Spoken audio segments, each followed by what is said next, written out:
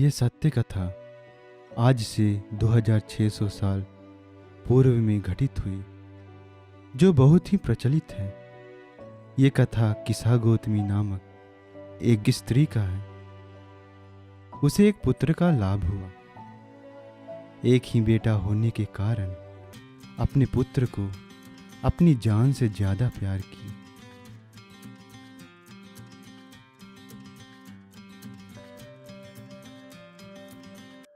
लेकिन उस मां की खुशी बहुत समय तक नहीं रह पाया। अचानक बीमार पड़ने के कारण उसका प्यारा बेटा का मृत्यु हो गया। प्यारा बेटा का मृत्यु होने के कारण वो अत्यंत दुखी हो गई और रोने लगी।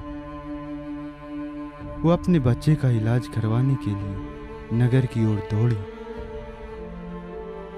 वो सड़क के बीच रोते हुए चिल्ला चिल्ला कर लोगों से बोलने लगी कि अरे कोई तो मेरे बेटे को ठीक कर दो। सभी लोग सोचे कि यह स्त्री पागल हो गई है। लेकिन एक बुद्धिमान बूढ़ा व्यक्ति उस स्त्री पर दया करते हुए बताया कि तुम्हारा बेटा को भगवान बुद्ध जी ठीक कर सकते हैं। तब वह स्त्री भगवान बुद्ध की ओर दौड़ पड़ी। वो इस प्रकार सोचने लगी, भगवान बुद्ध सब पर दया करते हैं, वो जरूर मेरे बेटे को ठीक कर देंगे।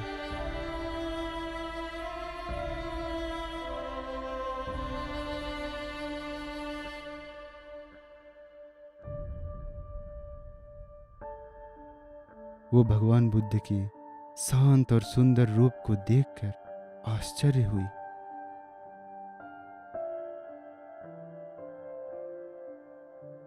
इसके बाद वो भगवान से पूछती है कि क्या आप मेरे बेटे को ठीक कर सकते हैं। भगवान बुद्ध बोले, मैं तुम्हारे बेटे को ठीक कर सकता हूं, परंतु एक शर्त है। तुम्हें ऐसे किसी घर से एक मुट्ठी सरसों का दाना लाना होगा जिस घर के परंपरा में किसी की मृत्यु ना हुई हो। किसा गौतमी गांव के घर घर में जाकर सरसों की दाना मांगने लगी और ये भी पूछते जाती कि क्या आपके घर में कोई मरा है। लेकिन किसा गौतमी को ऐसा एक भी घर नहीं मिला जिस घर में किसी की मृत्यु ना हुई हो। अंत में वो समझ गई कि ऐसा एक भी परिवार नहीं है जिस परिवार में किसी की मृत्यु ना हुई हो, और जो कोई जन्म लेता है उसका एक ना एक दिन मृत्यु निश्चित है।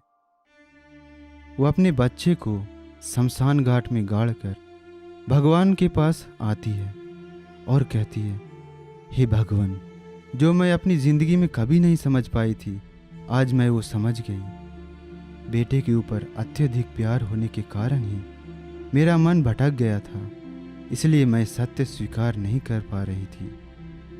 मैं यही सोचती रही कि मेरा बेटा जिंदा है।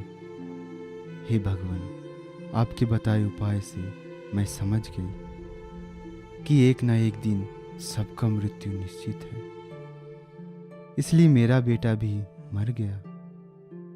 वो भगवान से प्रार्थना करती है कि मुझे भी इस दुख भरी संसार सागर से पार जाना है।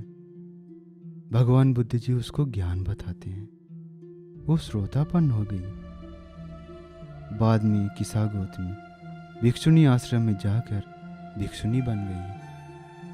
वो एक दिन अपनी कुटिया में जलते दिया को देख रही थी। दिया की ज्योति हमेशा हिलते रहती है, कभी शांत नहीं होता। वो अपने अभ्यंतर जीवन को उसी प्रकार देखने लगी। ये जीवन भी दिया की ज्योति की तरह है। ये आँख, कान, नाक, जीभ, शरीर, मन हमेशा हिलते रहता है, क्षण क्षण में बदल जाता है। दिया बुझना जैसा लोगों का मृत्यु हो जाता है। उसी समय भगवान बुद्ध जी अपने चमत्कार के जरिए एक गाथा सुनाते हैं। यो चेवस्स सतं जीवे अपस्सं अमृतं पदं एकहं जीवितं सेयो पश्यतु अमृतं पदं। अमृत निर्वाण को बिना बोध किए 100 वर्षों तक जीवन जीने से ज्यादा अमृत निर्वाण को बोध कर एक दिन जीवन जीना श्रेष्ठ है।